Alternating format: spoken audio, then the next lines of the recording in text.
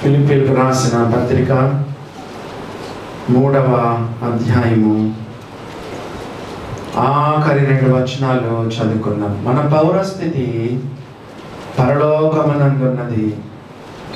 అక్కడ నుండి ప్రభువైన యేసుక్రీస్తుని రక్షకుని నిమిత్తము కనిపెట్టుకొని ఉన్నాము. సమస్తమును తనకు లోపరచుకొన చాలిన శక్తిని బట్టి ఆయన మన దీన శరీరమును తన మహిమగల శరీరమునకు సమరూపము గల దానిగా మార్చును. చదవబడిన వాక్యాన్ని దేవుడు మన కొరకు దీవించును గాక. ఈ రోజుల్లో మనము ఎఫెసీయులకు రాసిన పత్రిక మనము చదువుతూ వచ్చాము. 3వ అధ్యాయము ఈరోజు మనం ముగించుకోబోతున్నాం.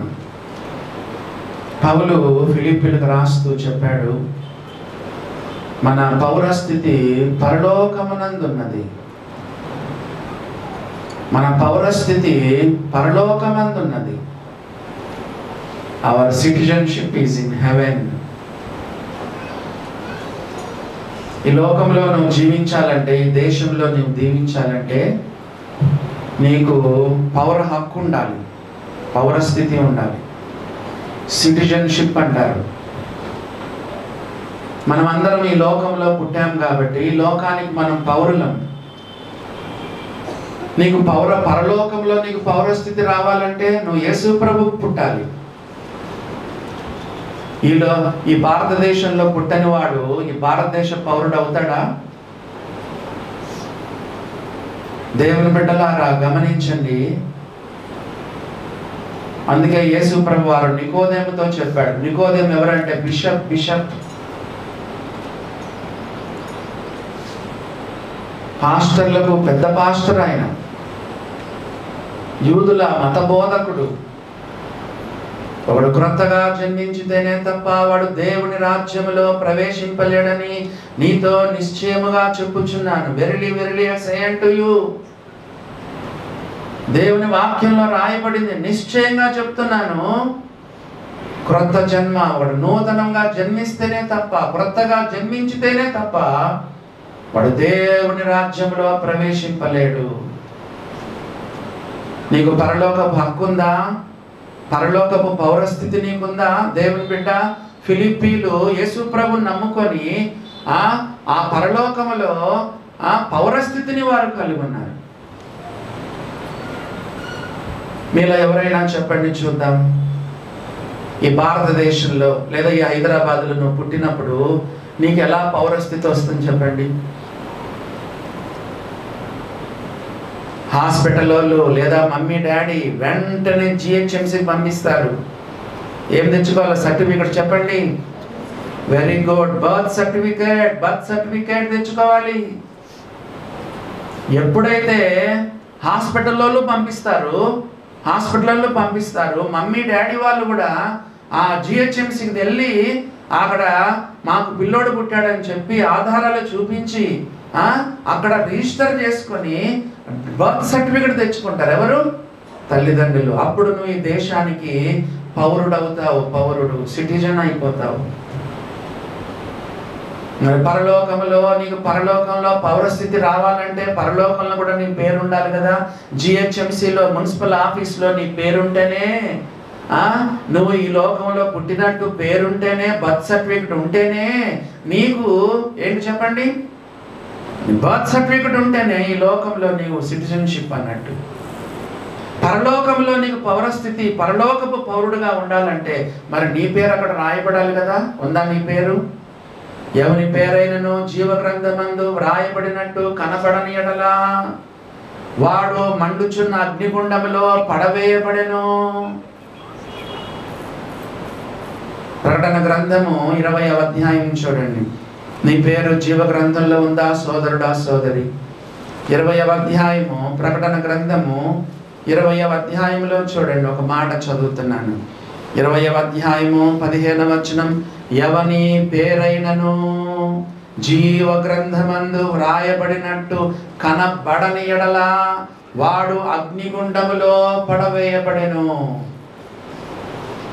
దేవుని బిడ్డలారా చూడండి. నేను 9వ తరగతిలో ఒకసారి నమ్ముకున్నాను. మా అక్క ఒకసారి తీర్మానం చేయించినాను, కానీ నాకు రక్షణ నిశ్చయిత లేదు.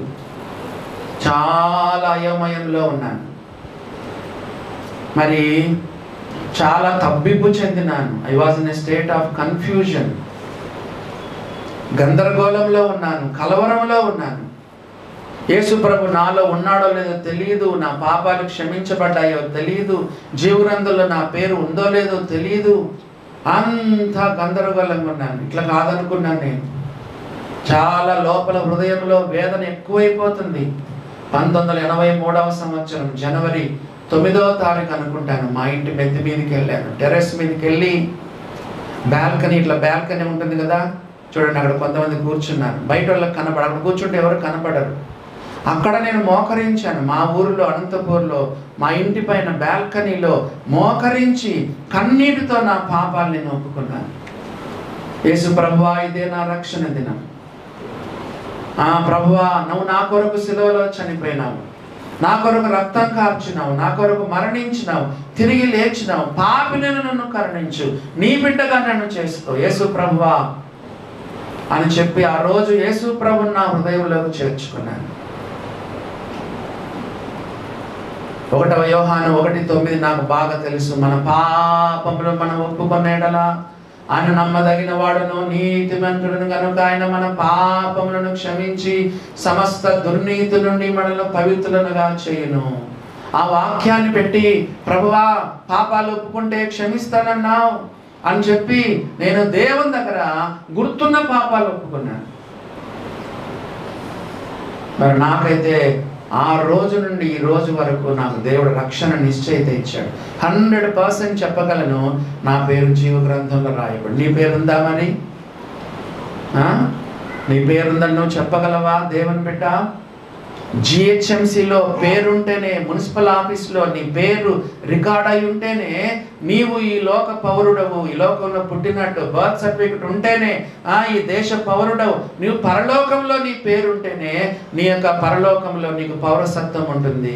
పౌలు చెప్తున్నాడు, మన పౌరస్థితి పరలోకమందున్నది. మన పౌరస్థితి ఫిలిప్పీలారా, our citizenship is in heaven. ధైర్యంగా చెప్పగలవా? అన్నా, నేను పరలోక పౌరుణ్ణి, నా పేరు జీవ గ్రంథంలో రాయబడింది అని చెప్పగలవా?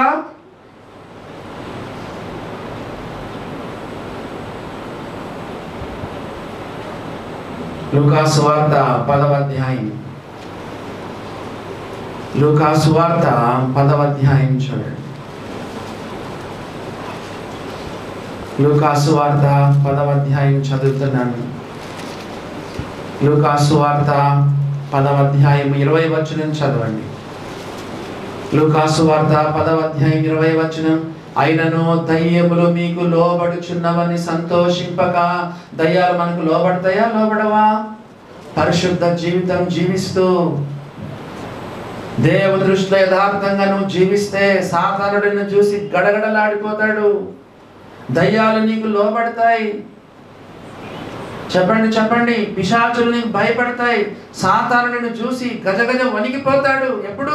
నువ్వు పరిశుద్ధంగా జీవించినంత కాలం, దేవుని దృష్టిలో యథార్థంగా జీవించినంత కాలం సాతాను నీకు భయపడతాడు. అందుకే దేవుని వాక్యంలో రాయబడింది, దేవునికి లోబడి ఉండుడి, అపవాదిని ఎదిరించుడి, అప్పుడు వాడు మీ యొద్ద నుండి పారిపోవును. Submit yourselves unto God, resist the devil, he'll flee from you. పారిపోతాడు, పరిగెత్తడం కాదు, భయంతో పారిపోతాడు సాతాను. యేసు ప్రభు చెప్తున్నారు లూకాసు వార్త 10వ అధ్యాయం 20వ వచనం, మీకు దయ్యములు లోబడుచున్నవని సంతోషింపక. చెప్పండి. పరలోకమందు మీ పేర్లు పరలోకమందు వ్రాయబడి ఉన్నవని సంతోషించండి.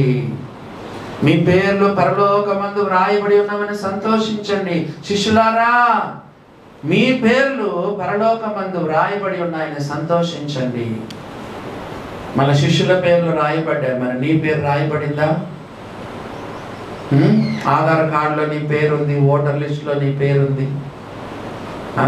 కాలేజీలో నీ పేరుంది, అటెండెంట్ రిజిస్టర్లో, ఉద్యోగంలో కూడా చెప్పండి నీ పేరు ఉంటుంది, రిజిస్టర్లో నీ పేరు ఉంటుంది.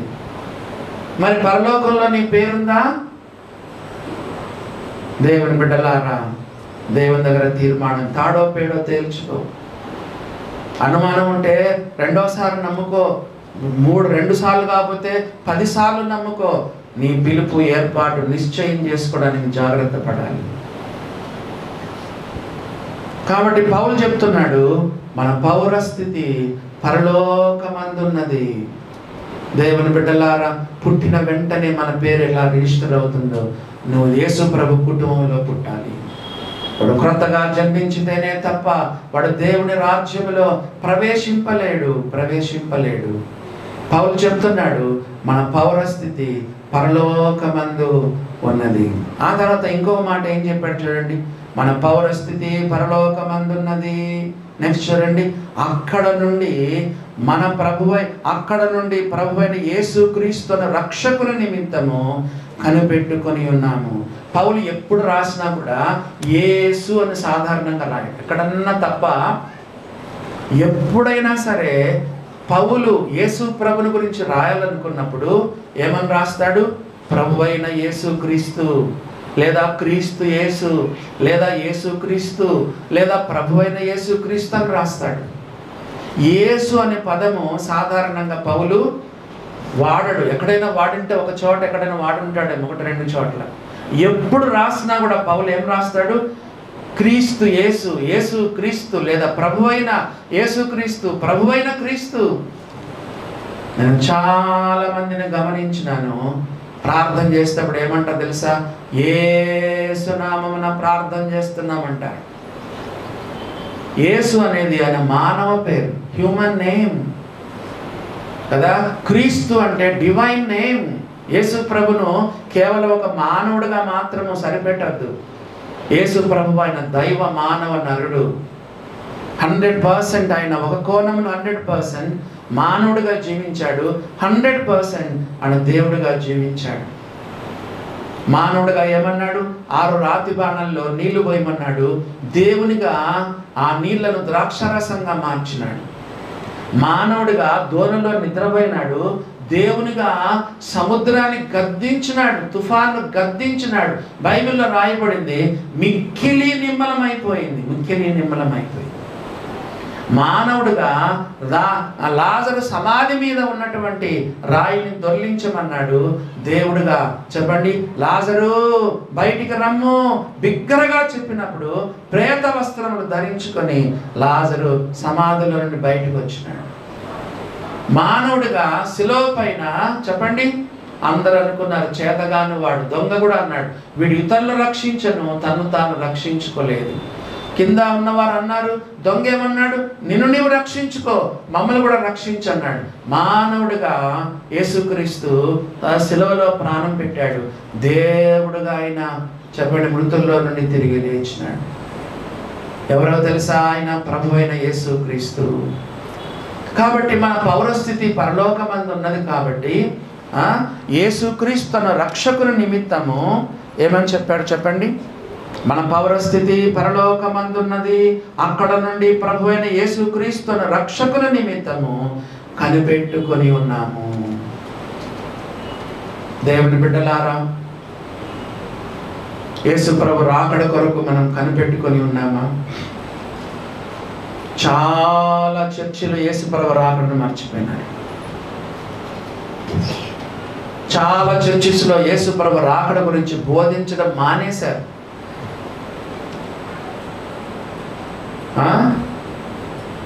చూడండి, చాలా మంది బోధకులు కానీ చాలా చర్చిల్లో కానీ యేసు ప్రభు రెండవ రాకడ గురించి చెప్పరు. రెండవ రాకడ ఎంత ప్రాముఖ్యమైంది దేవుని బిడ్డలారా. బైబిల్లో రాయబడింది, ఆయన కొరకు మనం కనిపెట్టుకొని ఉన్నాము.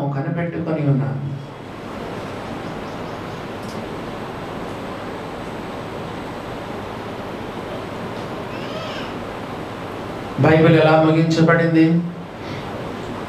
Last prayer of the Bible, ప్రభువైన యేసు రమ్ము, కమ్ లార్డ్ జీసస్ కమ్, ప్రభువైన యేసు రమ్ము. ఈ ప్రార్థన నువ్వు చేయగలవా? నువ్వు పరిశుద్ధంగా ఉంటే మాత్రమే ఈ ప్రార్థన చేయగలవు. పరిశుద్ధ జీవితం లేని విశ్వాసి ఈ ప్రార్థన చేయలేడు. నీ రాజ్యము వచ్చును గాక, నీ రాకడ వచ్చును గాక. ప్రభు నేర్పిన ప్రార్థనలో చెప్పండి, దై కింగ్డమ్ కమ్. ప్రభువా నీ రాజ్యము వచ్చును గాక, నీ రాకడ వచ్చును గాక. ప్రార్థన చేస్తున్నామా దేవుని బిడ్డలారా? అలా రాకడ కొరకు కనిపెట్టుకొని ఉన్నామా?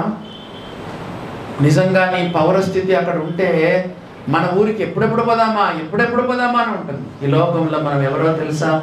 యాత్రికులము, పరదేశులము ప్రియులారన్న పాట పాడడానికి కొంతమంది భయపడతారు. అది ప్రతిరోజు మనం పాడుకోవలసిన పాట. పరదేశులము ప్రియులారా, ఈ లోకంలో మనం యాత్రికులము, పరదేశులం. ఈ దేశం మనది కాదు, అదే మన దేశం. మన పౌరస్థితి పరలోకమందున్నది.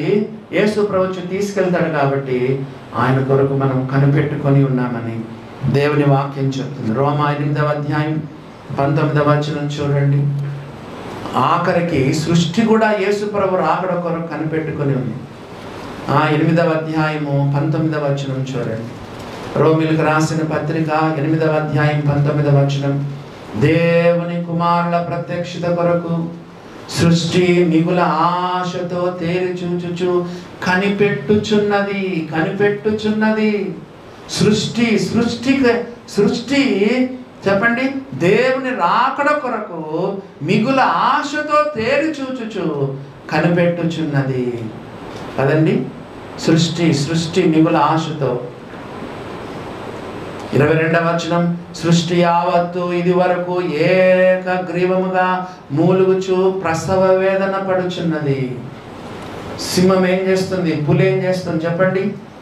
సాధు జంతువులను వెంటాడి చంపుకొని తింటా ఉంటాయి. కానీ యేసుప్రభు యొక్క 1000 ఏళ్ల రాజ్యంలో అవన్నీ ఉంటాయా? దేవుని బిడ్డలారా, సృష్టి కూడా విసిగిపోయింది.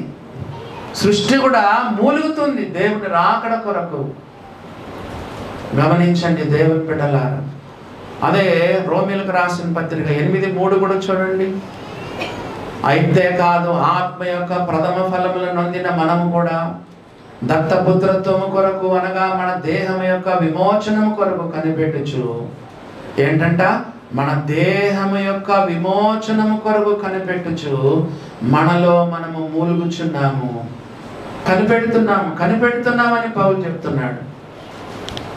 దేవుని బిడ్డలారా, కింద కూడా ఆ మాటలు రాయబడినాయి కదా.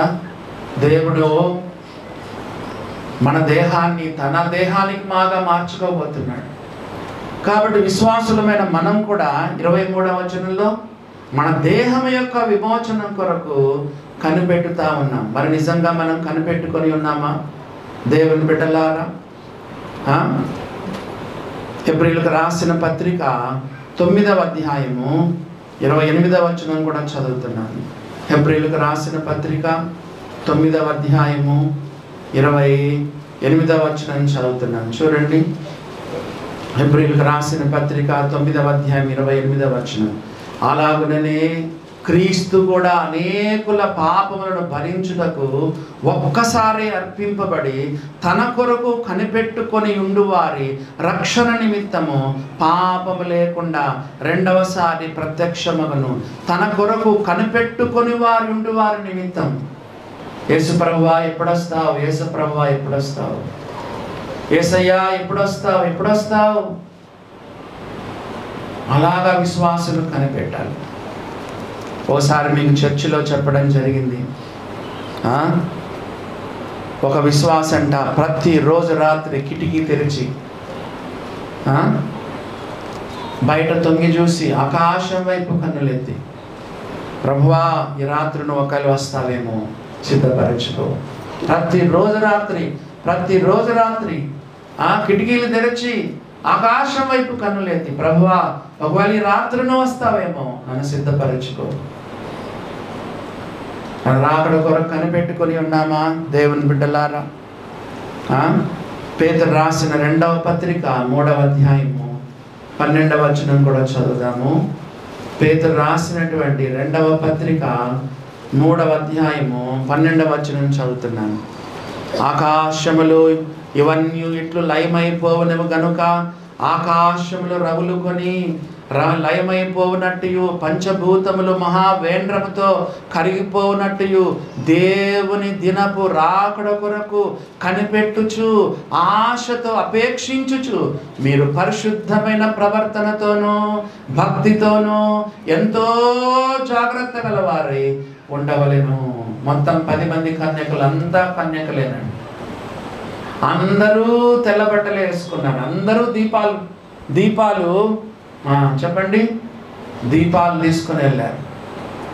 అందరి దీపాలు వెలుగుతానే ఉన్నాయి కొద్ది సమయం వరకు. కానీ అందరూ కన్యకలే. కానీ వాళ్ళలో 5 మంది బుద్ధి గలవారు, 5 మంది బుద్ధి లేనివారు. నూనె లేదు, దేవుని కొరకు మండడం లేదు. అక్కడ ఒక మాట రాయబడింది చూడండి, మత్తయి సువార్త 25వ అధ్యాయం కదా. మత్తయి సువార్త 25వ అధ్యాయంలో బుద్ధిగల కన్యలకు ఒక పేరు పెట్టబడింది. మత్తయి సువార్త 25వ అధ్యాయము 10వ వచనము, బుద్ధిగల వారికి ఒక పేరు ఉంది చూడండి. మత్తయి సువార్త 25వ అధ్యాయము 10వ వచనం, వారు కొనబోవచుండగా పెళ్లి కుమారుడు వచ్చెను, అప్పుడు సిద్ధపడి ఉన్నవారు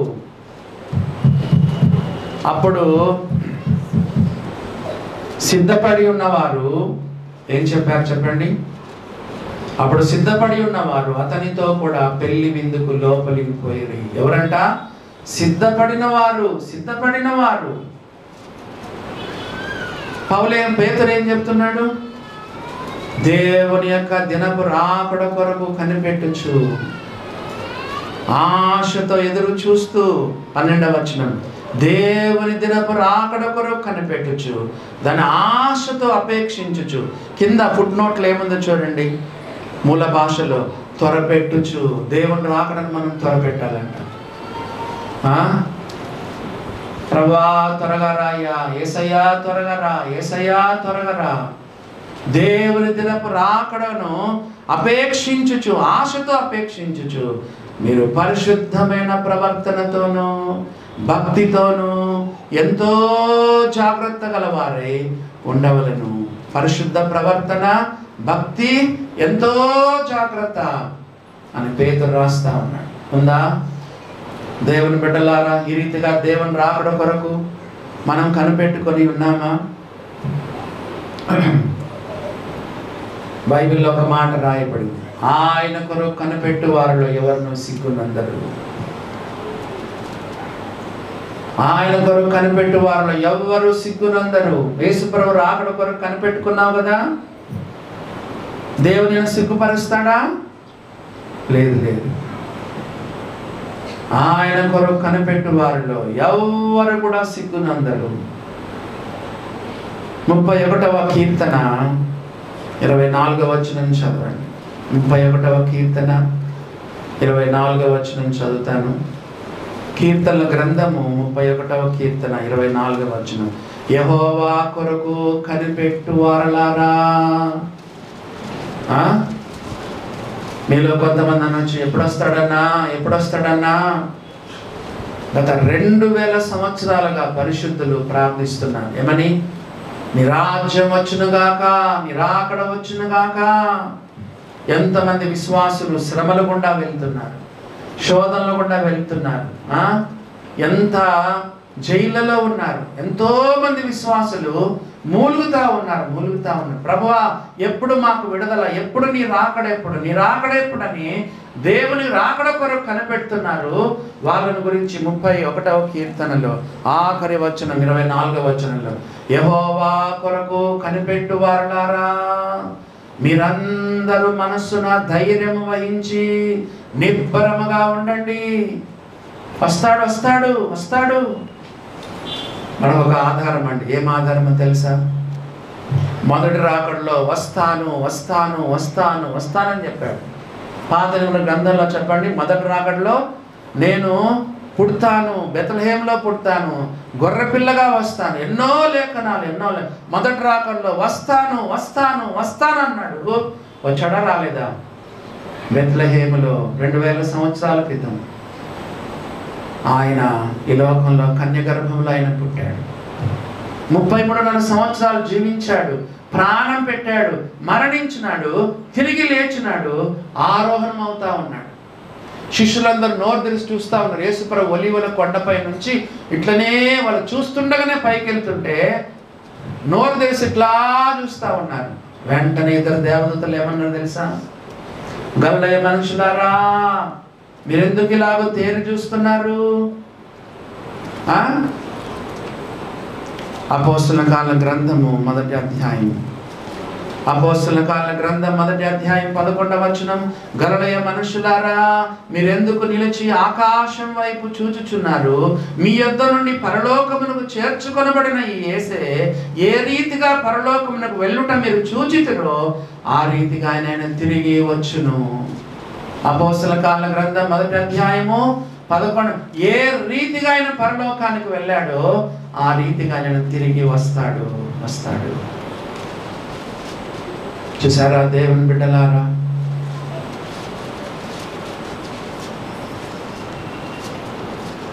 మొదటిసారి వస్తాను వస్తాను వస్తాను వస్తాను అన్నాడు. కన్యగర్భంలో పుట్టాడు, ఈ లోకంలో వచ్చాడు, శిలువ మ్రాణం మీద ప్రాణం పెట్టి మరణించి తిరిగి లేచాడు. మళ్ళా రెండోసారి వస్తానన్నాడు. వస్తాడా రాడా? ఖచ్చితంగా వస్తాడు. బైబిల్ ఎలా ముగించబడింది తెలుసా? 3 సార్లు చెప్పబడింది. 3 సార్లు. ఆఖరి గ్రంథం, ప్రకటన గ్రంథం ఆఖరి అధ్యాయము 22వ అధ్యాయం 3 సార్లు చెప్పాడు. ఇదిగో నేను త్వరగా వచ్చుచున్నాను, ఇదిగో నేను త్వరగా వచ్చుచున్నాను, ఇదిగో నేను త్వరగా వచ్చుచున్నాను. తప్పకుండా ఆయన వస్తాడు దేవుని బిడ్డలారా. కాబట్టి 31వ కీర్తనలో 24వ వచనంలో ఏముంది చెప్పండి? యెహోవా కొరకు కనిపెట్టుకొని ఉన్న వారలారా, మీరందరూ మనస్సున ధైర్యము వహించి నిబ్బరముగా ఉండండి. Many people, many believers they gave up. ఇంకేందన్నా, ఎప్పుడొస్తాడన్నా కదా? కొంతమంది రాకడ కూర్చున్న వాగ్దానం ఏమాయను, రాకడ కూర్చున్న వాగ్దానం ఏమాయను, ఎప్పుడొస్తాడు ఆయన, ఇంకేమొస్తాడు? కొంతమంది చాలా నీరసించిపోయినారు. నో, దేవుని బిడ్డలారా, ప్రతిరోజు దేవుని రాకడ కొరకు మనం కనిపెట్టుకొని ఉండాలి. చాలా మంది చావు కొరకు ఎదురు చూస్తారు. ఎప్పుడు చూసినా మరణం మరణం, చావు చావు, నేను చచ్చిపోతాను, నన్ను ఇక్కడ పాతి పెట్టండి, అక్కడ సమాధి చేయండి, నేను చచ్చిపోయినప్పుడు అక్కడ పత్రాలు ఉన్నాయి, అక్కడ ఒక భూమి ఉంది, ఇక్కడ ఒక ఇల్లు ఉంది, స్వాధీనం చేసుకోండి, రిజిస్టర్ చేసుకోండి. ఎప్పుడు చూసినా మరణం మరణం, చావు చావు చావు గురించి కొంతమంది చెప్తా ఉంటారు. Hour goal is not the grave but the sky. Our goal is not the grave. సమాధి కాదు మన గోలు, బట్ ద స్కై కదా. స్కై అంటే అర్థం ఏంటి? ఆకాశ మండలానికి వస్తాడు యేసుక్రీస్తు. యూదుల్లో పెళ్లి కుమార్తెను తీసుకెళ్ళడానికి పెళ్లి కుమారుడు వస్తాడంట, పెళ్లి కుమారుడు వచ్చి తీసుకెళ్తాడంట. మనం ఎవరు చెప్పండి? యేసు ప్రభు యొక్క పెళ్లి కుమార్తె, పవిత్రురాలైన కన్యకనగా ఒక్కడే పురుషునికి మనము ప్రధానము చేయబడ్డాము. పెళ్లి కుమారుడు యేసు ప్రభు వస్తాడు, మనల్ని రిసీవ్ చేసుకుంటాడు. ఎంత గౌరవంగా తీసుకుంటాడు తెలుసా మనల్ని? దేవుని బిడ్డలారా గమనించండి. కాబట్టి మనం చదువుతున్నాము, ఏమని రాయబడింది? యెహోవా కొరకు కనిపెట్టుకుని వారులారా, నిరాశ పడద్దు, నిస్పృహలోకి వెళ్ళిపోవద్దు, డిప్రెషన్లోకి వెళ్ళిపోవద్దు, డీలా పడిపోవద్దు. మా మనస్సున ధైర్యము వహించి నిబ్బరంగా ఉండు. ప్రభు వస్తాడు. Our goal is not the grave but the sky. Yesu ప్రభు లూకాసు వార్తలో ఏం చెప్పాడు తెలుసా? ఇవన్నీ జరగనారంభించినప్పుడు జనం మీదకి జనం, రాజ్యం మీదకి రాజ్యం, యుద్ధాల గురించి, యుద్ధ సమాచారాల గురించి విన్నప్పుడు నువ్వు భయపడద్దు, అంతము వెంటనే రాదు. మరి జనులు తినుచు త్రాగుచు పెళ్ళికిచ్చుచు పెళ్ళికి ఇవ్వబడుచు, జనులు మరి తింటూ త్రాగుచు ఇల్లు కట్టుచు నారు నాటుచు ఉంటారు. కాబట్టి ఇవన్నీ జరగనారంభించినప్పుడు మీ తలలు పైకెత్తుకొనుడి. ఏమన్నాడు చెప్పండి? కింద చూడొద్దు, సమాధి వైపు చూడొద్దు, గోతి వైపు చూడొద్దు, చావు వైపు చూడొద్దు. మీ తలలు పైకెత్తుకొనుడి, మీ విడుదల సమీపించి ఉన్నదని ప్రభు చెప్పాడు. చూసారా దేవుని బిడ్డలారా, మన రాకడ కొరకు మనం కనిపెట్టుకొని ఉన్నాం. ఒక మాట చెప్పాడు పౌలు.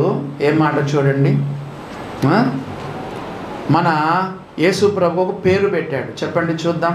మన పౌరస్థితి పరలోకమందున్నది, అక్కడ నుండి ప్రభు అయిన యేసుక్రీస్తు అను రక్షకుని నిమిత్తం రక్షకుడుగా వస్తాడు. ఫస్ట్ టైం వచ్చింది ఎలా వచ్చినాడు చెప్పండి? రక్షకుడుగానే వచ్చినాడు. రెండవసారి కూడా రక్షకుడుగానే వస్తాడు. రెండవ రాకడ రక్షకుడుగా వస్తాడు. ఎలాగా? ప్రస్తుతపు దుష్టకాలంలో నుండి మనం విమోచించడానికి. ఎంత అవినీతి, ఎంత అన్యాయం, ఎంత అక్రమం, ఎంత దౌర్జన్యం, ఎంత పాపం, ఎంత దుష్టత్వం, ఎంత చెప్పండి దోచుకోవడం, దొంగతనం, వ్యభిచారం కదా, హింస. దేవుని బిడ్డలారా, ఈ లోకములో విశ్వాసులకు మనం మైనారిటీ కదా. బెదిరించేవాళ్ళు కదా, కేసులు పెట్టేవాళ్ళు, పోలీసుల దగ్గర తీసుకెళ్లేవాళ్ళు, కోర్టులకు ఇడిచేవాళ్ళు, భయపెట్టేవాళ్ళు. ఈ లోకంలో మనకు ఎంత ఎంత ఇన్సెక్యూర్గా మనం ఉంటున్నాం. యేసుప్రభు వస్తాడు, రక్షకుడుగా వస్తాడు. ఫస్ట్ టైం రక్షకుడుగా వచ్చాడు, మన పాపాల నుండి మనల్ని రక్షించినాడు. ఫస్ట్ టైం కదండి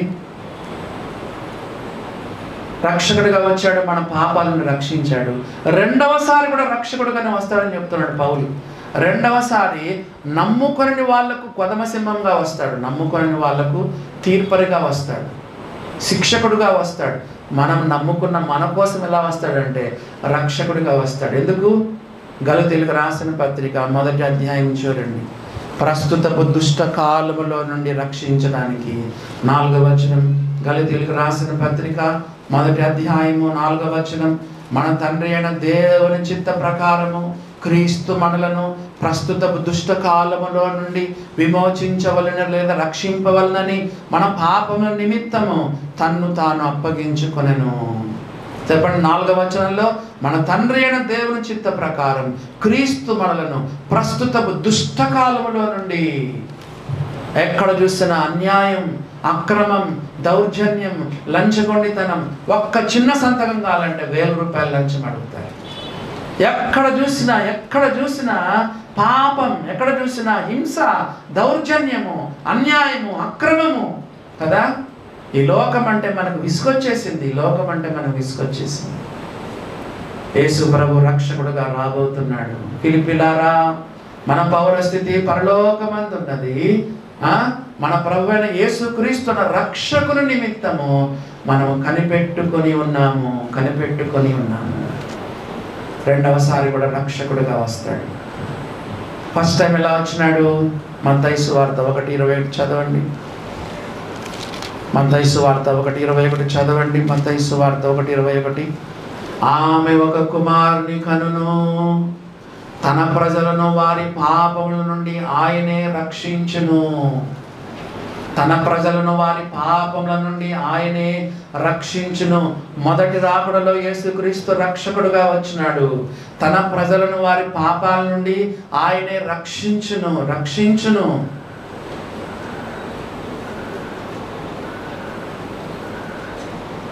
చాలా మంది తమ పాపాల నుండి క్షమించబడ్డారు, కానీ రక్షించబడలేదు. మీకు విషయం తెలుసా?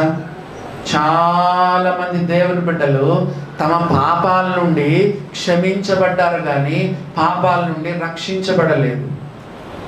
నేను యేసు ప్రభుని నమ్ముకున్నప్పుడు, కొత్తగా నమ్ముకున్నప్పుడు కొన్ని పాపాలను వదిలిపెట్టలేదు. కొన్ని పాపాలపై నాకు చేయముండేది కాదు. నేను దేవుని దగ్గర ఏడ్చాను, ప్రభువా నీ వాగ్దానం ఎట్లుంది? మీరు కృపగే కానీ ధర్మశాస్త్రమునకు లోనైన వారు కారు గనుక పాపం మీ మీద ప్రభుత్వం చేయదు. Sin shall not rule over you. పాపం నీ మీద ప్రభుత్వం చేయడానికి వీలు లేదు. ప్రతి పాపము నుండి దేవుడు నీకు జయమిస్తాడు. ఎంత విచారం అండి, ఎంత విషాదం. నమ్మి బాప్తిసం పొంది పాపాలలో కొనసాగుతూ ఉన్నాం. డబ్బు మీద మమకారం పోలేదు కదండి. యేసు ప్రభువుని నమ్మి బాప్తిసం పొందిన వాళ్ళు చెప్పండి, కొంతమంది వ్యభిచారంలో జీవిస్తున్నారు, త్రాగుడులో జీవిస్తున్నారు, సినిమాలు మానలేదు, పోర్నోగ్రఫీ మానలేదు, బూతులు మానలేదు, అబద్ధాలు మానలేదు, చెడ్డ చూపులు మానలేదు, నోరు మారలేదు.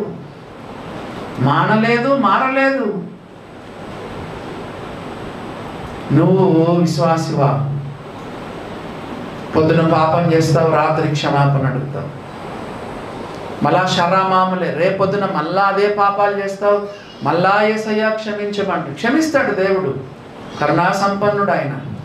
మళ్ళా రేపు మన్నాడు పొద్దున 3వ రోజు మంగళవారం కదా, ఆదివారం అయిపోయింది, సో మంగళవారం మళ్ళా పొద్దునన్ని పాపాలు చేస్తావు, రాత్రి క్షమాపణ, దేవుడు క్షమిస్తాడు. మళ్ళా బుధవారము, గురువారం, శుక్రవారం మళ్ళా పొద్దునంతా పాపం చేస్తావు, రాత్రి క్షమాపణ అడుగుతావు, దేవుడు క్షమిస్తాడు. శనివారం కూడా పొద్దునంతా పాపం చేస్తావు, రాత్రి క్షమాపణ అడుగుతావు, దేవుడు క్షమిస్తాడు. కానీ పోయేది ఎక్కడికి పోతావు? నరకానికి పోతావు.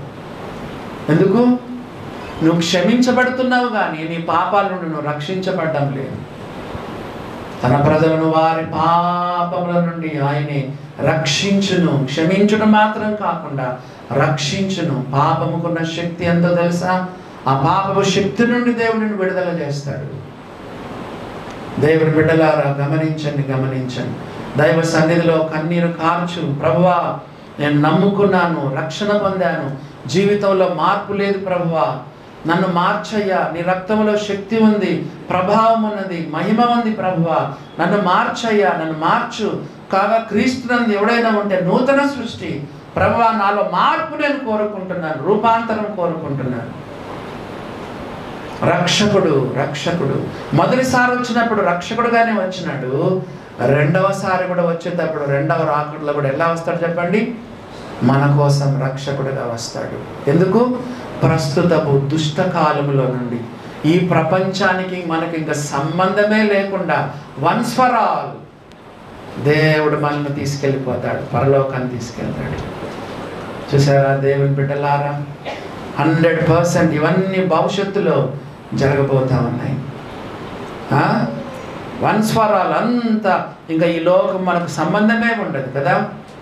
ఈ యొక్క లంచాలు లేదు, ఈ యొక్క చెప్పండి, ఈ యొక్క పాపము లేదు, ఈ ప్రస్తుత దుష్టకాలం ఉండదు, మళ్ళీ ఆ తర్వాత దౌర్జన్యాలు ఇవన్నీ ఏమీ లేవు, ఎవరో మనం హింసించేది ఉండదు. ఈ లోకంలో విశ్వాసులు క్షణము ఎన్ని బాధలు అనుభవిస్తున్నారు తెలుసా? ఇదే రోమీలకు రాస్తూ పౌలు ఏం చెప్పాడు? మేము వధకు సిద్ధమైన గొర్రెలము. తిడతారు, దూషిస్తారు, కొడతారు, హత్యలు చేస్తారు. దేవుని నమ్ముకున్న బిడ్డలు ఎంతమంది హతసాక్షులు అయిపోయినారు. తరుముతారు. పౌలు చెప్పాడు, మేము తరమబడుచున్నాము, పడద్రోయబడుచున్నాము మరి అని పౌలు ఎంతో చెప్తాడు. ఈ లోకం మనకు నిలవరమైన పట్టణం మనకి ఇక్కడ లేదు. దేవుని బిడ్డలారా, యేసు ప్రభును కూడా బయటికి తరిమి వేసి గవిని వెలపట ఆయన సిలువేసినట్టుగా దేవుని వాక్యంలో రాయబడింది. ఈ లోకంలో మనకు చేయటం లేదు. యేసు ప్రభును కూడా గవిని వెలపట ఆయన సిలువేసినట్టుగా రాయబడింది. పౌలు రోమీలకు రాస్తే ఏం చెప్పాడు? నిన్ను బట్టి దినమెల్లా మేము వధింపబడిన వారం. రెఫరెన్స్ కావాలా? 8:36 తెరవాల్సిన పని లేదు. రోమా 8:36. నిన్ను బట్టి యేసు ప్రభువా, నిన్ను బట్టి దినమెల్లా మేము వధింపబడిన వారము, వధకు సిద్ధమైన గొర్రెలము. ఈ లోకంలో మన పరిస్థితి అలాంటి. We are minority. మీరు లోకానికి ఉప్పు అన్నాడు. ఉప్పు ఎంత వేస్తామండి? ఉప్పు మనం 50 బస్తాలు బియ్యం కొంటే ఉప్పు ఎంత కొంటాం? 2 కేజీలు 3 కేజీలు సరిపోతుంది. ఉప్పులు బస్తాలు కొని ఇంట్లో పెట్టుకుంటామా? అవసరం లేదు. ఉప్పు ఎప్పుడైనా మనం కొంచెమే. యేసుప్రభు చెప్పాడు, మీరు లోకానికి ఉప్పు. మైనారిటీ భారతదేశంలో ఎంతమంది ఉందని తెలుసా? క్రిస్టియన్స్ 2%. క్యాథలిక్స్ని తీసేయండి, నామకార్థ క్రైస్తవులు తీసేయండి, ఇంక ఎంత ఉంటారో చెప్పండి. 100కి 1 కూడా ఉన్నారో లేదో కూడా అనుమానమే. 1% కూడా ఉన్నారు, 0.5 ఉన్నారు, 0.6 ఉన్నారు, 0.7 ఉన్నారు, మనకు తెలియదు. లోకానికి ఉప్పు మీరు. We are less in number. దేవుని బిడ్డలారా గమనించండి. ఆ తర్వాత పౌలు ఏం చెప్తున్నాడు? అక్కడ నుండి ప్రభువైన యేసుక్రీస్తును రక్షకుని నిమిత్తము కనిపెట్టుకొని ఉన్నాము. 21వ వచనం చదువుకుందాము. సమస్తమును తనకు లోపరచుకొన చాలిన శక్తిని బట్టి ఆయన మన దీన శరీరమును తన మహిమగల శరీరమునకు సమరూపము గల దానిగా మార్చును. యేసు ప్రభు ఎవరో తెలుసా? యూట్యూబ్లో వస్తుంది. 3 మేకులను పీక్కోలేని వాడు దేవుడా అని క్రిటిసైజ్ చేస్తున్నారు. ఏంటన్నా? 2 చేతుల్లో 2 మేకులు, కాళ్ళలో 1 మేకు, 3 మేకులను పీక్కోలేనటువంటి వాడు, తీసుకోలేనటువంటి తనంతకు తానుగా రక్షించుకోలేనాడు దేవుడా అని ప్రశ్నిస్తున్నారు. యేసుప్రభు ఎవరు? సమస్తమును తనకు లోపరుచుకొన చాలిన శక్తి కలిగిన వాడు. He is the one who runs the universe. గ్రహాలు ఆయన చేతిలో ఉన్నాయి. నక్షత్రాల సంఖ్యను నియమించాడు. వాటికన్నిటికి పేర్లు పెట్టినవాడు. ఆకాశం, భూమి, సముద్రం, అందులోని సర్వమును మాట ద్వారా కలగనేసిన వాడు. వెలుగు కమ్మని పలకగా వెలుగు కమ్మింది. దేవుని బిడ్డలారా, యేసుప్రభు ఎవరో తెలుసా? సమస్తమును తనకు లోపరుచుకొని చాలిన శక్తి కలిగిన వాడు. చాలా మంది యేసుప్రభు అంటే చేతగాని వాడు. సృష్టికర్త. దేవుని బిడ్డలారా, he is the one who controls the entire universe. ఒక్క గ్రహము కదా, ఒక ప్లానెట్ తప్పు తిరగడానికి లేదు. భూమి తన చుట్టూ తాను తిరుగుతుంది, సూర్యుని చుట్టూ తిరుగుతాను. ప్లానెట్స్ అన్నీ కూడా తిరుగుతూ ఉన్నాయి. దేవుని బిడ్డలారా, హెబ్రీయులకు రాసిన పత్రిక 1వ అధ్యాయంలో he is the sustainer of the entire universe. తన మహత్తు గల మాట చేత సమస్తమును నిర్వహించుచున్నాడు. He is the sustainer of the entire universe. గమనించినారా దేవుని బిడ్డలారా? యేసుప్రభు ఎవరో తెలుసా? సమస్తమును తనకు లోపరుచుకొని చాలిన శక్తి కలిగిన వాడు. ఈనాడు విశ్వాసులు ఎందుకు ధైర్యంగా ఉంటారు? కష్టాలు, కన్నీరు, శ్రమ, బాధ, అప్పులు, అనారోగ్యాలు, రోగాలు, హాస్పిటల్స్ కదండి. ఇందాక చెప్పాను, దౌర్జన్యం, మనల్ని తిడతారు, కొడతారు, పోలీసు కేసులు పెడతారు, కోర్టులకు ఇడుస్తారు, అవసరమైతే చంపుతారు. అయినా విశ్వాసులు ఎందుకు ధైర్యంగా ఉంటారు? Everything is in God's control. దేవుని యొక్క ఆధీనంలో ఉంది. నేను అప్పుడప్పుడు చెప్తా ఉంటాను కదా, ప్రకటన 1:18, మరణము యొక్కయు పాతాళ లోకము యొక్క తాళపు చెవులు నా స్వాధీనములో ఉన్నాయి. మరణము యొక్కయు పాతాళ లోకము యొక్కయు తాళపు చెవులు. దేవుడు నీ యొక్క మరణపు తలుపు తెరిస్తేనే ఎవరైనా నేను చెప్పగలరు. రోగం రాగలదు, మరణం రాగలదు. నీ మరణం యొక్క తలుపు తెరిస్తేనే నువ్వు చచ్చిపోగలవు. ఎవరు నీ ప్రాణం తీలేరు, ఎవరి వల్ల అది కాదు. ఎందుకు? మరణం యొక్క పాతాళ లోకం యొక్క తాళపు చెవులు కలిగిన వాడు. ఇందాక చౌడయ్య గారు ప్రభు బల్లలో మాట్లాడుతూ బాప్తిస్మిచ్చే యోహాను యేసు ప్రభు గురించి ఏం చెప్పాడు? నా వెనక వచ్చుచున్నవాడు నాకంటే శక్తిమంతుడు. ఎవరు? యేసు ప్రభు ఎవరు అనుకున్నావు? శక్తిమంతుడు. దేవుని బిడ్డలారా, గమనించినారా? బైబిల్లో అన్ని తరచి చూడండి. యేసు ప్రభు ఎంత శక్తిమంతుడో. ఎన్నో వచనాలు ఉన్నాయి, టైం సరిపోదు మనకు. యేసు ప్రభు శక్తిమంతుడు. దేవుని బిడ్డలారా, 147వ కీర్తన 5వ వచనం. కీర్తనలు 147వ కీర్తన 5వ వచనం చూడండి. రెఫరెన్స్లు ఎందుకంటే ఈ కొంచెం కళ్ళు మూసుకున్న తెరుస్తారనమాట. నేను చెప్పుకుంటా పోతాను అనుకో, అట్లే వాళ్ళు కళ్ళు మూసుకునే నిద్ర జారిపోతారు. అప్పుడప్పుడు రెఫరెన్స్ చెప్తే టక్కని అలర్ట్ అవుతారు. రెఫరెన్సులు చూస్తారు. 147వ కీర్తన 5వ వచనం, మన ప్రభు గొప్పవాడు, ఆయన అధిక శక్తి కలిగిన వాడు. అమ్మా అయ్యా, యేసు ప్రభు ఎవరో తెలుసా? ఆయన అధిక శక్తి కలిగిన వాడు, అధిక శక్తి కలిగిన వాడు. ఆయన జ్ఞానమునకు మితి లేదు. యేసు ప్రభు జ్ఞానాన్ని కొలవగలవా? ఆయన ఇంత జ్ఞానం కలిగిన వాడని చెప్పగలవా? ఆయన జ్ఞానమునకు మితి లేదు. ఆయన గొప్పవాడు, మన ప్రభు గొప్పవాడు, ఆయన అధిక శక్తి కలిగిన వాడు, సామాన్యుడు కాదు మన యేసు ప్రభు. దేవుని బిడ్డలారా గమనించండి. మరియా ఏమని చెప్పింది? సర్వశక్తిమంతుడు నాకు గొప్ప కార్యములు చేశాను. సర్వశక్తిమంతుడు నీ జీవితంలో గొప్ప కార్యాలు చేస్తాడు ఆయన. మరియా సాక్ష్యం చెప్పింది, సర్వశక్తిమంతుడు నాకు గొప్ప కార్యములు చేశాను. దేవుని బిడ్డలారా, కొంతమందికి సాక్ష్యమే లేదు. దేవుని పైన ఆధారపడు, దేవునికి అన్ని చెప్పుకో, నీ జీవితంలో గొప్ప కార్యాలు చేస్తాడు. నువ్వు కూడా మరియలాగా సాక్ష్యం చెప్తావు, సర్వశక్తిమంతుడు నాకు గొప్ప కార్యాలు చేశాడు. నేను విన్నానండి, నాకు తెలియదు, విన్న సంగతులు చెప్తా ఉంటాను. ఏంటో తెలుసా? కొంతమందికి అనుమానం ఏంటంటే, ఏందన్నా పరలోకం పోతే ఎప్పుడు 24/7 365 days a year ఇట్లా యేసు ప్రభువును చూసుకుంటూ ఆరాధించడం అయినా ఇంకేముండదా, బోర్ కొట్టదా అని అడిగినారు. కానీ కొంతమంది భక్తులు ఏం చెప్తారంటే, ఒకవేళ యేసు ప్రభు సాక్ష్యాలు చెప్పమంటాడంట కదా, ఒక్కొక్కరు సాక్ష్యాలు చెప్తుంటే అందరూ చెప్పండి, విశ్వాసులందరూ దేవుడు చేసిన గొప్ప కార్యాలు, విశ్వాసులు ఒక్కొక్కరు సాక్ష్యాలు వారి జీవితాల్లో భూలోకంలో ఉన్నప్పుడు దేవుడు చేసిన గొప్ప కార్యాలు చెప్తుంటే కదా అందరూ దేవుని స్తుతిస్తూ ఉంటారండి. మరి నువ్వు పరలోకంలో నీ గురించి ఏం సాక్ష్యం చెప్తావు? గొప్ప సాక్ష్యం. దేవుడు నీ జీవితంలో ఏం చేశాడు, ఏం పొందుకున్నావు దేవుని దగ్గర నుంచి? మరి చెప్తుంది, సర్వశక్తిమంతుడు నాకు గొప్ప కార్యాలు చేశాడు. మన దేవుడు గొప్ప దేవుడు, గొప్ప కార్యాలు చేసే దేవుడు, ఆల్మైటీ గాడ్. సేటన్ కూడా పవర్ఫుల్. సేటన్ ఎవరో తెలుసా? వాడు కూడా శక్తి కలిగిన వాడే.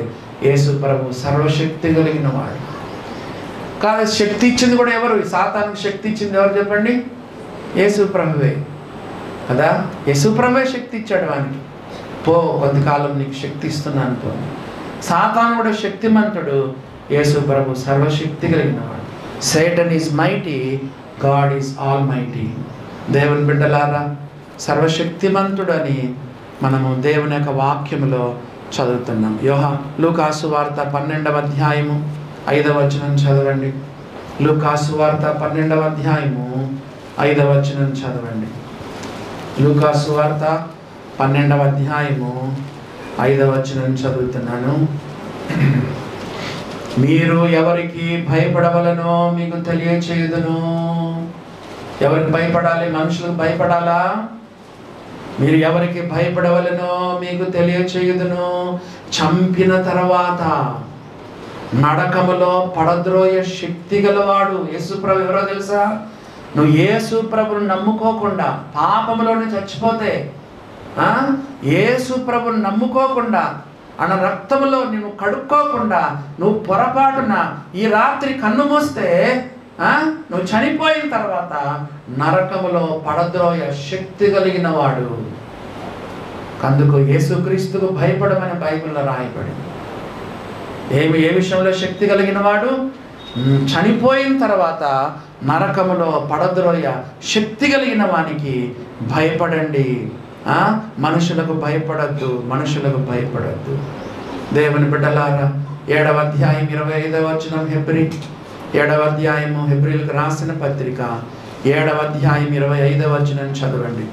ఈయన తన ద్వారా దేవుని యొద్దకు వచ్చి వారి పక్షమున విజ్ఞాపన చేయుటకు నిరంతరము జీవించుచున్నాడు కనుక వారిని సంపూర్ణంగా రక్షించుటకు శక్తిమంతుడు. యేసుప్రభు ఎంత శక్తిమంతుడు తెలుసా? నువ్వు ఒక్కసారి నమ్ముకుంటే సంపూర్ణంగా రక్షిస్తాడు. కొంతమంది పాస్టర్లు ఎట్లుంటారంటే, కొంచెం కానుకొస్తే కొంచెం రక్షణ కదా, కొంచెం చనిపోయిన వాళ్ళని కూడా అట్లా చెప్తారంట. చనిపోయిన వాళ్ళ గురించి ప్రార్థన చేస్తే, అమ్మా ఇదిగో కాళ్ళు పోయినాయమ్మా ప్రార్థన చేసి, డబ్బులు తీసుకోవడం ప్రార్థన చేస్తే కాళ్ళు పోయినాయంట పరలోకానికి. మళ్ళా కొంచెం ప్రార్థన చేస్తే నడుము పోయింది, మళ్ళా ప్రార్థన చేస్తే ఇంతవరకు పోయిందమ్మా, తల ఒకటి బయట, ఇంకా కొంచెం కానుకిస్తే తల కూడా పోతుంది. చూసారా దేవుని బిడ్డలారా, రక్షణ అట్లా ఇస్తాడా యేసుక్రీస్తు? సంపూర్ణమైన రక్షణ. నిజంగా నువ్వు నమ్ముకుంటే, నిజంగా రక్షణ పొందితే, తన ద్వారా దేవుని యొద్దకు వచ్చువారి పక్షమున విజ్ఞాపన చేయుటకు నిరంతరమైన జీవించుచున్నాడు కనుక వారిని సంపూర్ణంగా రక్షించుటకు శక్తిమంతుడు. భయపడద్దు. నిజంగా నువ్వు నమ్ముకుంటే ఏం భయపడదు. ఎట్లాగైనా సరే నిన్ను సంపూర్ణంగా రక్షించి నేను పరలోకాన్ని తీసుకెళ్తాడు. దేవుని బిడ్డలారా, ఎన్ని శోధనలు వచ్చినా, ఎన్ని శ్రమలు వచ్చినా, ఎన్ని సవాళ్ళు వచ్చినా యేసు ప్రభు నిన్ను సంపూర్ణంగా రక్షించుటకు శక్తిమంతుడు.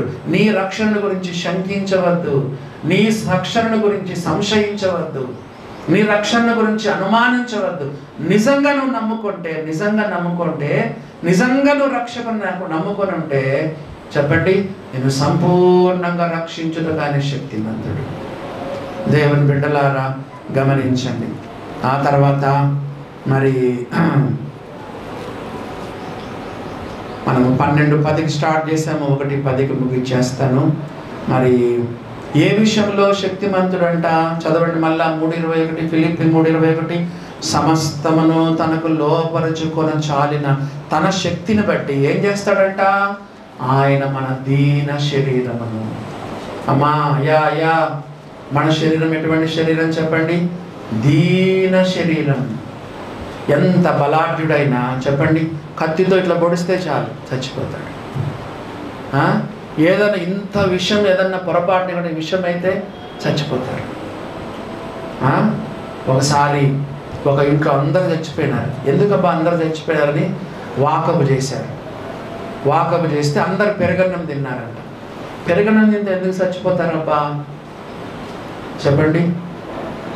ఫ్రిడ్జ్లో ఆకుకూర కట్ట ఉందంట, ఆకుకూర కట్ట కదా, పాలకూరనో లేకపోతే గోంగూర కట్టనో లేకపోతే ఏదో ఉంది.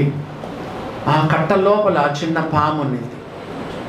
పామును బాగా కట్టేసినారు, ఫ్రిడ్జ్లో పెట్టేసినారు కదా. చుట్టలేక ఈ ఆకుకూర పెరిగేటప్పుడు పాము కూడా అట్లనే దాన్ని ఏం చేశారు, చుట్టేసినారు. ఇంటికి తెచ్చుకున్నారు, ఫ్రిడ్జ్లో పెట్టారు. చలికి తట్టుకోలేక అదేం చేసింది, పెరుగులో దుక్కింది. వీళ్ళు చూసుకోకుండా పెరుగు తినేసినారు. చూసారా దేవుని బిడ్డలారా, మనం ప్రాణం పోవడానికి ఒక క్షణం పట్టదు కదా. దీంట్లో బలహీనత, దీంట్లో రోగం, దీంట్లో చెప్పండి అలసట, దీంట్లో ఎంత శోధన ఉంటుంది తెలుసా? ఈ శరీరంలో ఎంత శోధన. పాపపు శరీరం ఇది. నమ్మి బాప్తిసం పొందినా కూడా విశ్వాసులు సైతం పాపము చేయగలరు. 70 ఏళ్ళ బహుశా 90 ఏళ్ళు అనుకుంటా, 90 ఏళ్ళప్పుడు కూడా దేవుడు అబ్రహాంతో ఏం చెప్పాడు? అబ్రహమా, నా సన్నిధిలో నడుస్తూ నిందారహితుడుగా ఉండు. పాపం చేయడానికి వయసుతో నిమిత్తం లేదు. దీంట్లో కోరికలు ఉన్నాయి, దీంట్లో ఇచ్చలు ఉన్నాయి, దీంట్లో శోధన ఉంది, దీంట్లో రోగం ఉంది, దీంట్లో అలసట ఉంది, దీంట్లో ఆకర్షణ ఉంది కదా, బీపీ, షుగరు కదండి. ఎన్ని ఇంకా ఒకటి కాదులేండి. ఈ శరీరం ఏంటంటే దీన శరీరం. ఈ దీన శరీరాన్ని ఏం చేస్తారు? యేసుప్రభు ఏం చేస్తారు తెలుసా? రెండవ రాకడలో చెప్పండి రెండవ రాకడలో ఏమైపోతుంది? ఈ దీన శరీరము తన మహిమ గల శరీరమునకు సమరూపము గల దానిగా మార్చును. ఎలా మారుస్తాడు? సమస్తమును తనకు లోపరుచుకొని చాలిన శక్తి. బొమ్మను తయారు చేసి ఊదితే మనిషి అయినాడు. ఎముకను తీసి అవ్వగా చేశాడు. దేవుడు ఏదైనా చేయగలడు. దేవుని బిడ్డలారా, ఆ మహిమ దేహాన్ని మనం పొందుకోబోతున్నాం రెండవ రాకడలో. చదవండి, ఒక్క రెప్పపాటున అన్నాడు. కొరింథీయులకు రాసిన మొదటి పత్రిక 15వ అధ్యాయం చూడండి. కొరింథీయులకు రాసిన మొదటి పత్రిక 15వ అధ్యాయంలో ఏముందో చూడండి. 50వ వచనం, మొదటి కొరింథీ 15వ అధ్యాయం 50వ వచనం నుండి. సహోదరులారా, మేము చెప్పున్నది ఏమనగా, రక్త మాంసములు దేవుని రాజ్యమును స్వతంత్రించుకొన నేరు, అక్షయతను స్వతంత్రించుకొనదు. ఇదిగో మీకు ఒక మర్మము తెలుపుచున్నాను, మనమందరము నిద్రించము గాని. మనం చచ్చిపోము, దేవుని రాకడ కొరకు ఎదురు చూస్తామని చెప్తున్నాడు పౌలు.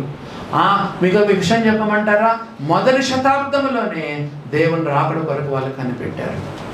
పౌలు కూడా ఏం చెప్తున్నాడు, మనం చచ్చిపోం, మనం నిద్రపోం, మనం నిద్రించము కానీ అని చెప్తూ ఏమన్నాడు, నిమిషములో within a moment, within a fraction of a second, within a twinkle of an eye, ఒక్క రెప్పపాటున, నిమిషములో ఒక్క రెప్పపాటున దేవుని రాకడ ఎప్పుడు వస్తుందో తెలియదు. ఇప్పుడు చర్చ జరుగుతుండగా రావచ్చు కదా, మన మెట్ల దిగేటప్పుడు రావచ్చు, మీరు ఇంటికి చేరకుండా రావచ్చు, ఈ రాత్రి రావచ్చు. నేనైతే సిద్ధపడ్డానబ్బా, అన్నీ సిద్ధపడ్డాను నేను.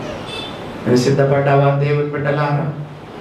కదా, నీకు చెప్పాను సిద్ధపడ్డామంటే ఎట్లా చెప్పినారు మీకు గుర్తుందా? ఎవరెవరిని క్షమాపణ అడగాలో క్షమాపణ అడుగు, ఎవరెవరిని క్షమించాలో క్షమించు. రెండు చేయాలండి. Be quick to forgive, be quick in asking forgiveness.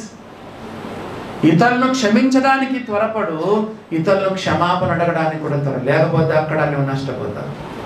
క్రీస్తు న్యాయపీఠం నక్షం దేవుని అక్కడికి ఎలా సిద్ధపడాలి?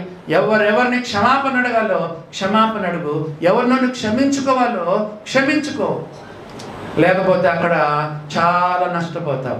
మీరు మనుషుల అపరాధములను క్షమింపకపోయినట్లా మీ పరలోకపు తండ్రి మీ అపరాధములను క్షమించడు. ఎంత నష్టపోతావో నేను చెప్పను.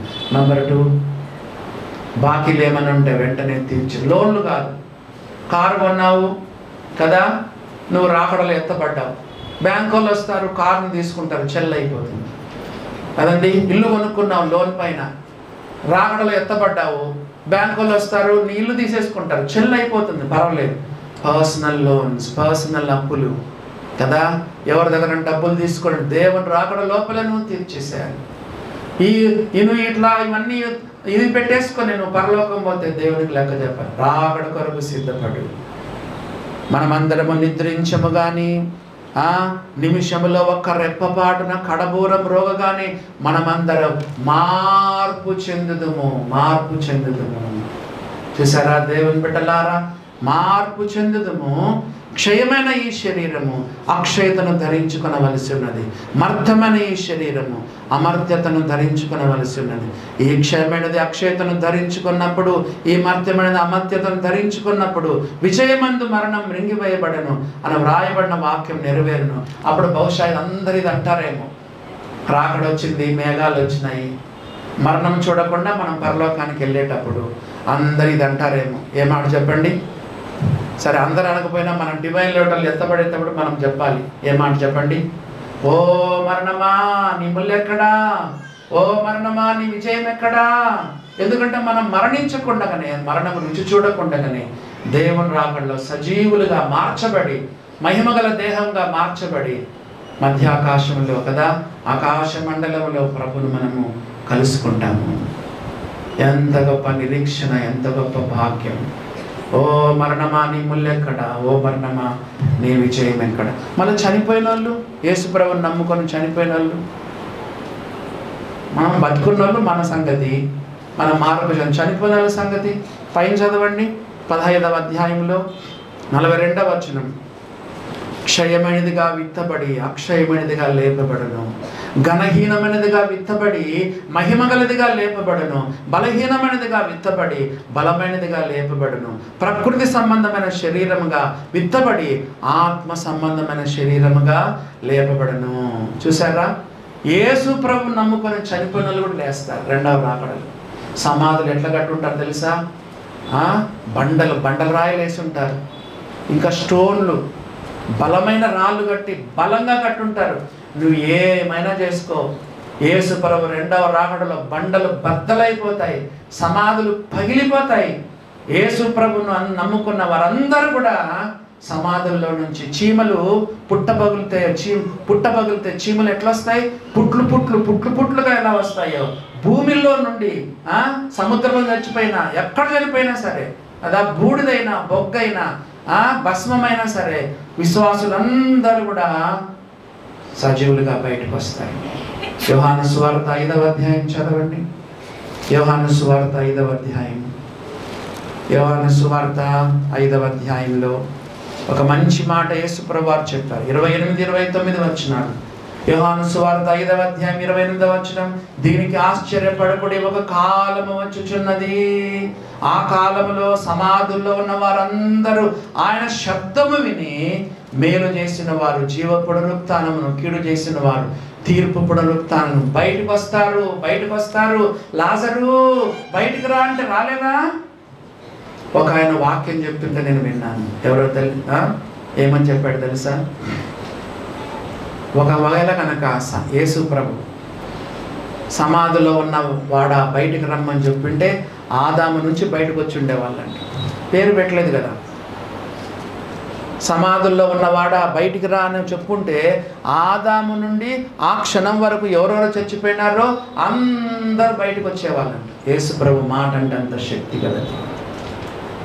లాజరు అని పేరు పెట్టి పిలిచాడు కాబట్టి ఒక లాజరు మాత్రమే బయటకు వచ్చాడు. దీనికి ఆశ్చర్యపడకూడదు, ఒక కాలము వచ్చుచున్నది, ఆ కాలమున ఒక కాలం వచ్చుచున్నది, ఆ కాలమున సమాధుల్లో ఉన్న వారందరూ ఆయన శబ్దము విని బయటకు వస్తారు. సమాధుల్లో ఉన్న వారందరూ కూడా ఆయన శబ్దము విని బయటకు వస్తారు. మన ఫ్యామిలీ మెంబర్స్ నమ్ముకొని చనిపోయిన వారు, భార్య, భర్త, పిల్లలు, తల్లిదండ్రులు, అన్నదమ్ములు, అక్క చెల్లెళ్ళు, భక్తులు, అందరూ కూడా కొత్త నిబంధన భక్తులు, పాత నిబంధన భక్తులు, మొత్తం అందరూ కూడా శరీరంతో లేస్తారు కదా. ఎలాంటి శరీరము?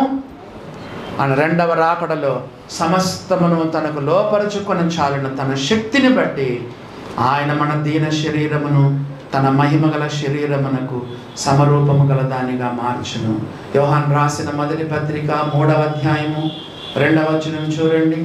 యోహాను రాసిన మొదటి పత్రిక 3వ అధ్యాయము 2వ వచనం చదువుతున్నాను. 1 John 3rd chapter 2nd verse చదవండి. ప్రియులారా, ఇప్పుడు మనము దేవుని పిల్లలమై ఉన్నాము. మనం ఇక ఏమవుదాం అది ఇంకా ప్రత్యక్షపరచబడలేదు, కానీ ఆయన ప్రత్యక్షమైనప్పుడు, రెండవ రాకడలో ఆయన ప్రత్యక్షమైనప్పుడు ఆయన ఉన్నట్టుగా నేను చూతుము గనక ఆయనను పోలియుందుము. యేసు ప్రభు దేహం ఎట్లుందో మన దేహం అట్లే, మహిమ దేహం, గ్లోరిఫైడ్ బాడీస్.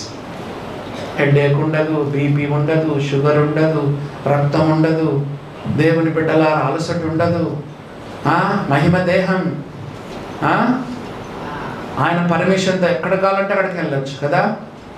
చెప్పండి, తలుపులేసినా కూడా యేసు ప్రభు లోపలికి వచ్చాడు. పునరుత్థానమైన తర్వాత వాళ్ళందరూ భయపడి తలుపులేసుకున్నారు. తలుపులేసుకున్న యేసు ప్రభు లోపలికి వచ్చాడు. మహిమగల దేహం. ఎంత గొప్ప నిరీక్షణ, వాస్తవం 100% జరుగుతుంది. నమ్ముకో, యేసు ప్రభుని త్వరగా నమ్ముకో. ఆఖరిగా ఒక వచనం చదువుకొని ప్రార్థన చేసుకుందాము. చూడండి, అదే 1 యోహాను 3వ అధ్యాయము 3వ వచనం, లాస్ట్ వచనం. యోహాను రాసిన మొదటి పత్రిక 3వ అధ్యాయం 3వ వచనం చదువుకొని ప్రార్థన చేసుకుందాం. ఆయన యందు ఈ నిరీక్షణ పెట్టుకొనిన ప్రతివాడు. ఏ నిరీక్షణ? యేసు ప్రభు రెండవ రాకడలో వస్తాడు, మమ్మల్ని తీసుకెళ్తాడు. యేసు ప్రభు వస్తాడు, రెండవ రాకడలో తీసుకెళ్తాడు కదా. ఆర్భాటముతోనూ, ప్రధాన దూత శబ్దముతోనూ, దేవుని బూరతోనూ పరలోకం నుండి ప్రభు దిగి వచ్చును. క్రీస్తునందుండి మృతులైన వారు మొదట లేస్తారు. ఆ మీద సజీవులమై నిలిచి ఉండి మనము వారితో కూడా ఏకముగా ప్రభుని ఎదుర్కొనుటకు ఆకాశ మండలానికి మేఘముల పైన కొనిపోబడదుము.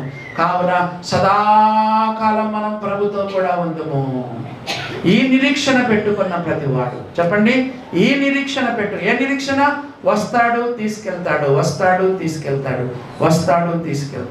నిరీక్షణ పెట్టుకున్న ప్రతి వాడును. ఇప్పుడు చదవండి, చెప్పండి. ఆయన పవిత్రుడై ఉన్నట్టు తను పవిత్రునిగా చేసి కొనును. నీకు బాధ్యత ఉంది. అన్నా నమ్ముకున్నానన్నా బాప్తిసం తీసుకున్నాడంటే కాదు. మంచిదే, నమ్ముకున్నావు, బాప్తిసం తీసుకున్నావు. ఆయన పవిత్రుడై ఉన్నట్లు తన్ను పవిత్రునిగా చేసుకొను. కళ్ళలో పవిత్రత, నోటిలో పవిత్రత, చేతుల్లో పవిత్రత, నడకలో పవిత్రత, పడకలో పవిత్రత, జీవిత విధానంలో పవిత్రత. దేవుని బిడ్డలారా, ఆయన పవిత్రుడై ఉన్నట్టు తన్ను పవిత్రునిగా చేసుకుని He'll purify himself as he is pure. రోజు ఏం చేస్తావు? అద్దం దగ్గర పోతావు, కళ్ళల్లో పిసర్లన్నీ తీసుకుంటావు కదా. అద్దం దగ్గర పోతావు, చూడ కదా, ఈ యొక్క అంత క్రాఫ్ అంతా చక్కగా చేసుకుంటావు కదా. మళ్ళీ ఏం చేస్తావు? మగవాళ్ళు అయితే మేము మంచిగా శుద్ధి చేసుకుంటాం కదా. మళ్ళా స్నానం చేస్తాం కదా, అంతా మనం కడుక్కుంటాం, అంతా శుద్ధి చేసుకుంటాం. దేవుని బిడ్డలారా, స్నానం చేసిందని చెవుల్లో కూడా నీళ్లు పోతాయి. ఇయర్ బడ్స్ పెట్టుకొని లోపల కూడా శుద్ధి చేసుకుంటాం. దేవుని బిడ్డలారా, గమనించండి. దేవుని యొక్క వాక్యంలో మనం చదువుతున్నాము, He'll purify himself as he is pure. నువ్వు పవిత్రపరచుకోకపోతే నష్టపోతావు. దేవుని బిడ్డలారా, అన్న రక్తం దగ్గరికి వెళ్ళు, సిలువ దగ్గరికి వెళ్ళు, నీ పాపాలన్నీ అని చెప్పుకో. నువ్వు రక్షించబడలేదా, లేదా రక్షించబడి దిగజారిపోయినావా? ఎవరైనా సరే ఒకటే, రక్షణ పొందకపోయినా యేసయ్య దగ్గరికి వెళ్ళాల్సిందే. రక్షించబడి దిగజారిపోయినా కూడా అదే రక్తం దగ్గరికి వెళ్ళాలి, యేసయ్య దగ్గరికి వెళ్ళాలి, సిలువ దగ్గరికి వెళ్ళాలి. పవిత్రం చేసుకో, పాపాలు ఒప్పుకో, సిద్ధపడు. దేవుని రాకడ కొరకు సిద్ధపడు.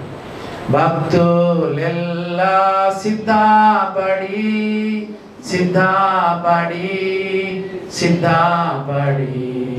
భక్తులెల్లా సిద్ధపడి కాచియుందురు. లేని ఎడల సిద్ధపడు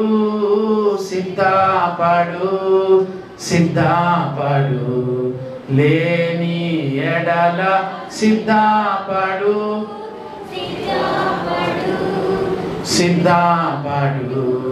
లేని ఎడల సిద్ధపడు.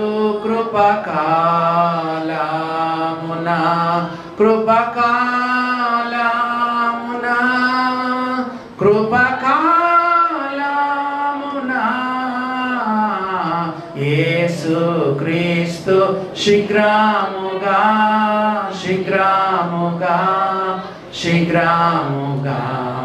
యేసు క్రీస్తు శీఘ్రముగా దిగివచ్చును.